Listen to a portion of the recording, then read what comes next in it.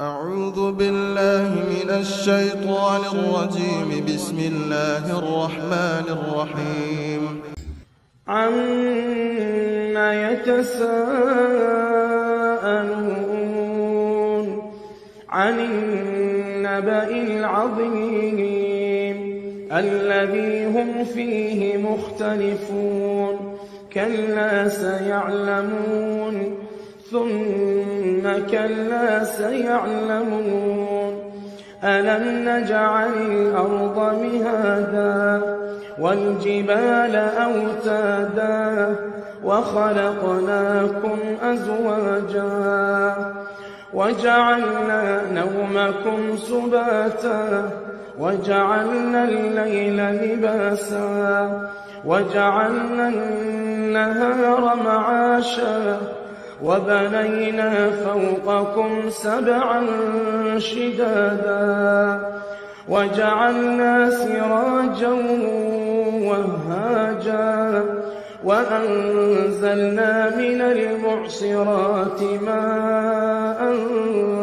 ثجاجا لنخرج به حبا ونباتا وجنات ألفافا إن يوم الفصل كان ميقاتا يوم ينفخ في الصور فتأتون أفواجا وفتحت السماء فكانت أبوابا وسيرت الجبال فكانت سرابا إن جهنم كانت مرصادا للطاغين مآبا لابثين فيها أحقابا لا يذوقون فيها بردا ولا شرابا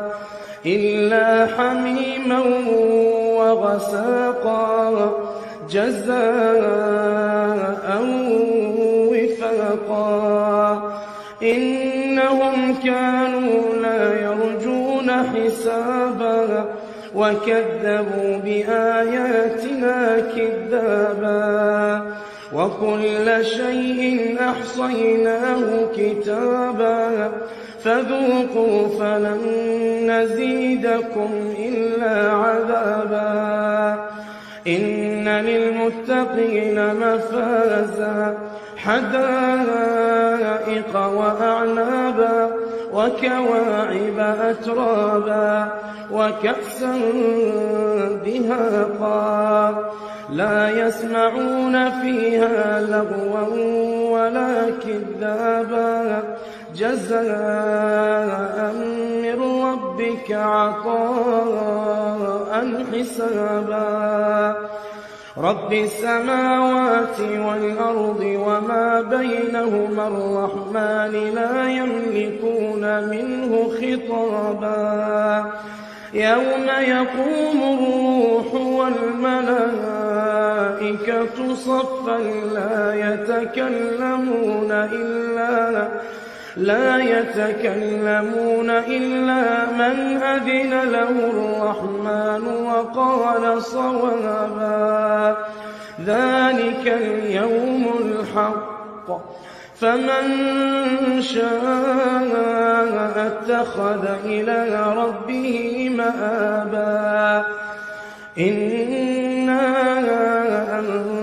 أنذرناكم عذابا قريبا يوم ينظر المرء ما قدمت يداه ويقول الكافر يا ليتني كنت ترابا।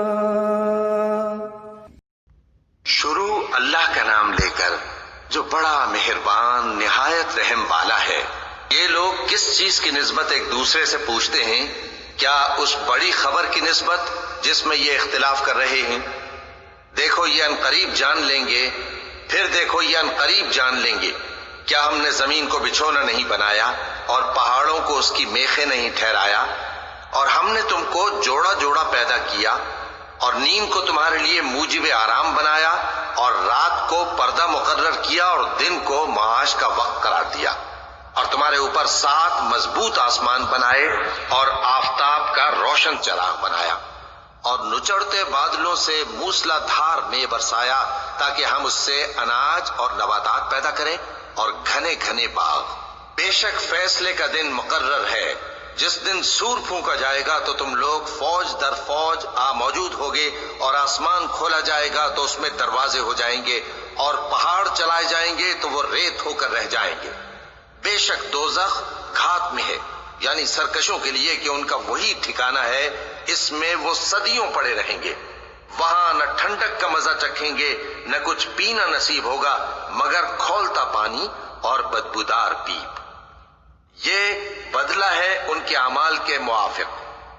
یہ لوگ حساب آخرت کی امید ہی نہیں رکھتے تھے اور ہماری آیتوں کو مسلسل جھٹلاتے رہتے تھے، اور ہم نے ہر چیز کو لکھ کر محفوظ کر رکھا ہے۔ سو اب مزہ چکھو، ہم تم پر عذاب ہی بڑھاتے جائیں گے۔ بے شک پرہیزگاروں کے لیے کامیابی کا گھر ہے، یعنی باغ اور انگور اور ہم عمر بھرپور جوان عورتیں اور شراب کے چھلکتے ہوئے جام۔ وہاں وہ نہ بیہودہ بات سنیں گے نہ جھٹلانے کی باتیں۔ اے نبی صلی اللہ علیہ وآلہ وسلم، یہ تمہارے پروردگار کی طرف سے صلہ ہوگا جو حساب کے مطابق انعام ہوگا۔